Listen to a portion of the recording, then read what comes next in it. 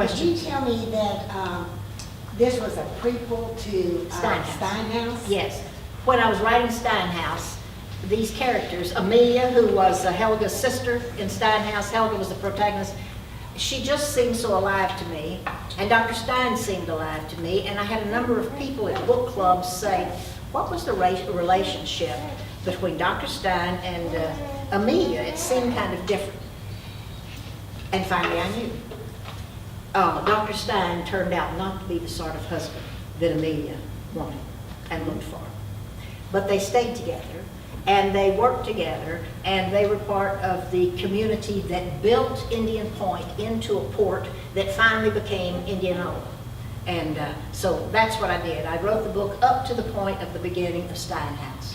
And so it is a prequel. So how much of this book is actually based on history? It's all, except for the individual characters. They are they are fictional.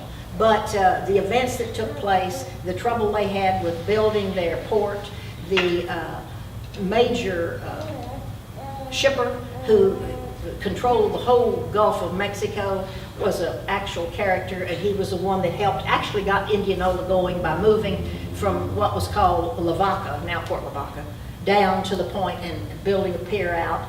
And that's what made Indianola start. When he moved down, his name was Charles Marvin. And he's not a character that talks in here, but he's an important character in the story because he helped get the town going. And everything that was, this beginning of the war with Mexico, these people being on the coast, living unable to get in because, first of all, the mud was so bad they couldn't get wagons to them. And then secondly, the Mexican War started, and the army confiscated all the wagons from everybody, farmers and everybody. And so they had no wagons to get inland. So they stayed there, and they died by the hundreds on this coast. And that's part of the book, and it's true. I mean, that's part of the history of the area. They finally did get in. You mentioned the Tremont House. That was a house, a hotel in Galveston. It was the first. Today, the third Tremont House is in Galveston, but that was the first. And so that's accurate history as well. Yes, ma'am. Tell us, as a writer, how you started writing your novels on Texas history.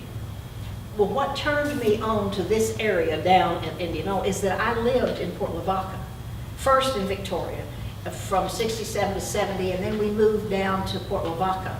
My husband was a CPA, but he was with a firm in Victoria, and they opened a branch.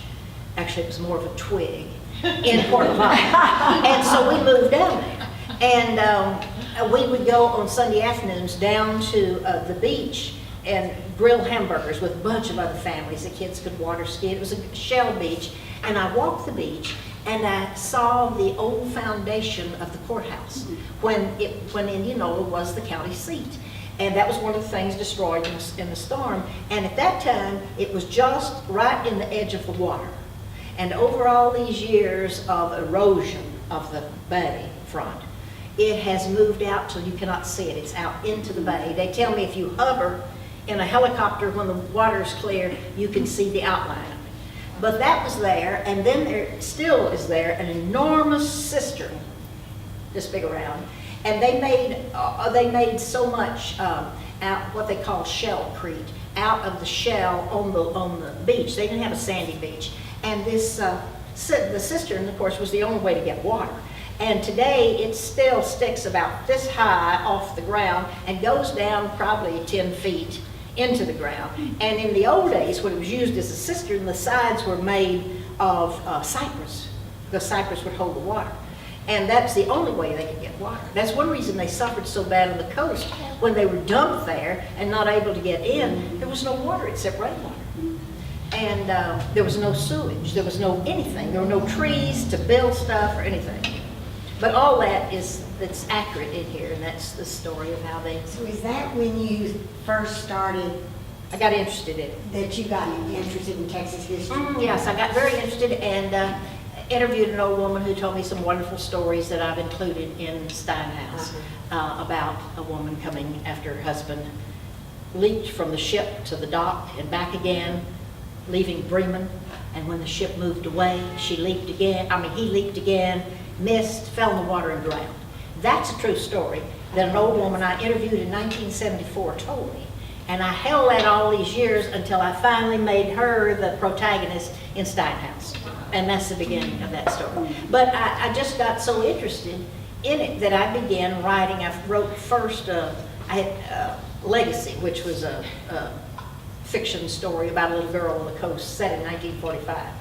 And then after I came to Austin, I wrote historical markers, and then I wrote articles about markers, and then I began to write books that turned into guidebooks, but they were just stories of Texas. And I kept being impressed with the Germans and how they were so willing to work so hard and struggle so with slavery and struggled so with their loyalty to Texas, and then feeling in Steinhouse they were separating for secession. And that's not in this book, in Doctor's Wife, because Doctor's Wife ends when the Steinhouse starts in 1853. This just goes from 45 to 53. But I was just impressed with them, and I just felt like I had to write about them. And I can't let go of them. Good, I'm glad. What's your next story? Well, I'm working on a sequel to Steinhouse. Those who have read Steinhouse know that they eventually moved up to Washington County, which is where Brenham is today. And so I've incorporated some of the characters that are in Doctor's Wife and started with that even before the end of Steinhouse. We'll see if it works. But I'm working on it. I've got maybe 120 pages as far as I go. But I'm doing a lot of research still and found some wonderful information. So that's what I'm doing. And it's going to be the period of Reconstruction and just after that we're talking about now. Okay? Thank you so much, Myra.